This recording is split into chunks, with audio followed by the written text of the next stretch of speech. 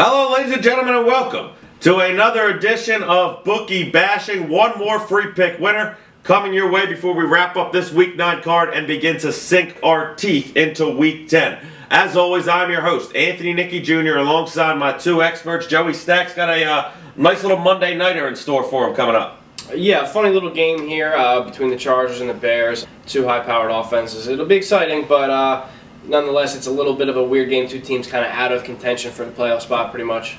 Out of contention, not really a rivalry game at all here. Ace, you got an AFC squad, NFC squad, but should be a good one, entertaining nonetheless. Yeah, definitely. It's kind of a funky matchup when you look at the schedule, but these games tend to be more entertaining than your typical game. These teams usually don't know much about each other, and I think we're going to get a lot of fireworks on Monday night. Yeah, good thing about this game is we're going to roll with a total play here, and you got two bad defenses, Stacks. You got two offenses and really two quarterbacks that love slinging that ball around.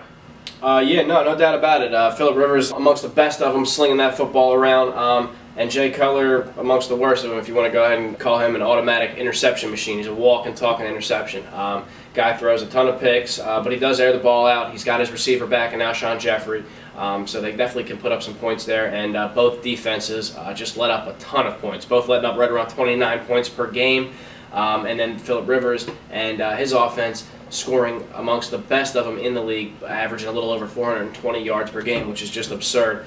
So, I mean, between these two offenses and the very poor defenses, I think we get an absolute shootout here, like you said here, and I think this one flies over that posted total of 49. Yeah, San Diego, one of those teams, been kind of quiet, Ace. 4 straight losses, but being that quiet, you've seen Philip Rivers this year through the first half looking to set the NFL record for most passing yards of the season. That offense really can click at times. Yeah, absolutely. And he's looking to set that record possibly because over the last 4 weeks, he's averaged 52 passing attempts in those weeks. He is absolutely slinging the ball around, and I think he's going to pass it more than that this week as he faces a Bears defense that the only thing they do well is actually stop the run. Now on the flip side, the Chargers are giving up 5 yards to opposing running backs. They are the worst in the NFL when it comes to that. And I think the Bears are going to be able to hand it to Jeremy Langford a little bit, be able to take the pressure off of Jay Cutler's shoulders a little, and allow the gunslinger to do what he does, really sling it around. I love Alshon Jeffrey to have an enormous day against a secondary that I don't think can compete against him.